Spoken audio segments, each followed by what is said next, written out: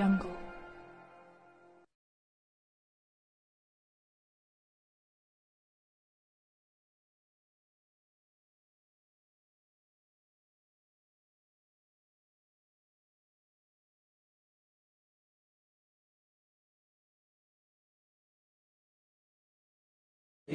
मागील काही दिवसांमध्ये जी प्रॉपर्टी ऑफेन्सेस दाखल होती, मालाविषयक गुन्हे दाखल आहेत, ते आता उघडकीस आलेली आहेत। यामध्ये 5 चेन स्नॅचिंग, 7 घरफोड्या, 2 वाहन चोरी, 2 जबरी चोरी आणि 26 मोबाईल ही पोलीस विभागाने हस्तगत केली।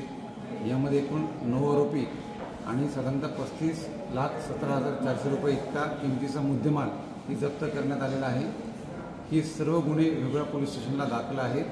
मागील काही दिवसांमध्ये ही दाखल झाली होती। आमच्यासमोर ते आव्हान होतं आणि स्थानिक गुन्हे अन्वेषण शाखा, त्याचबरोबर स्थानिक पोलिसांचं गुन्हे प्रकटीकरण पथक यांनी ही चांगली भरीव कामगिरी केली आहे। यामध्ये आम्ही प्रयत्न करत आहोत की जास्तीत जास्त आपल्याकडे हे गुन्हे दाखल होत आहेत ते उघडकीस येतील आणि संपूर्ण 100% मुद्देमाल या गुन्ह्यांमधला आम्हाला हस्तगत करता येईल।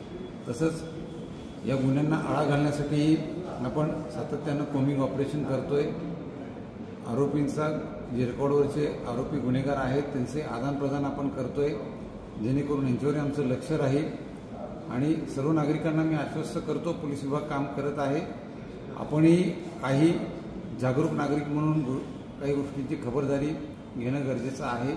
उदाहरणार्थ, आपण जास्त दिवस घर बंद करून बाहेर जाणार असाल तर त्याची माहिती स्थानिक पोलीस स्टेशन आणि आपले जे शेजारी आहेत त्यांच्याकडे पण असणं गरजेचं आहे, जेणेकरून त्या भागामध्ये आम्ही रात्रीच्या वेळेला गस्त असेल किंवा इतर वेळेला ही पोलीस गस्त चांगल्या पद्धतीने ठेवू।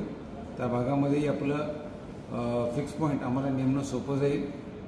स्थानिक ग्रामरक्षक दल आहे, तंटामुक्त समिती आहे आणि पोलीस पाटील संघटना आहेत, यांच्या मदतीने आम्ही ग्रामीण भागामध्ये लक्ष ठेवून आहोत आणि अशा प्रकारचे गुन्हे घडणार नाहीत किंवा काही दाखल झाले असतील तर त्याला आपण तात्काळ उघडकीस आणण्याचे प्रयत्न करतोय।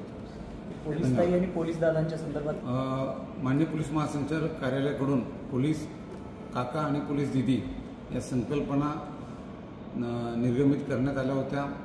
त्यानुसार आम्हाला आदेशही प्राप्त आहेत।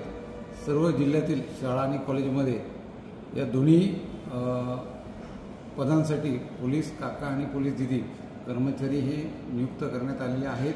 त्यांच्या शाळा कॉलेजला भेटी नियमित स्वरूपात आम्ही ठेवणार आहोत आणि त्यांच्याकडून विद्यार्थ्यांमध्ये सुरक्षिततेची भावना निर्माण व्हावी यासाठी प्रयत्न करणार आहोत। त्यामध्ये समुपदेशन आणि प्रबोधन हे दोन्ही कार्यक्रम आम्ही त्या ठिकाणी राबवू। करगणीच्या ठिकाणी करगणीचं जे आटपाडी तालुक्यातलं प्रकरण आहे, गुन्हा दाखल करण्यात आला आहे। सर्व आरोपींना पण तात्काळ पोलिसांनी ताब्यात घेतलेलं आहे, तर अटक केलेली आहे आणि यातील पुरावे पण आम्ही घेत आहोत, जेणेकरून ही घटना कशामुळे झाली, काय गोष्टी कारणीभूत आहेत आणि लवकरात लवकर आम्ही याचं दोषारोपपत्र पण माननीय न्यायालयामध्ये सादर करू।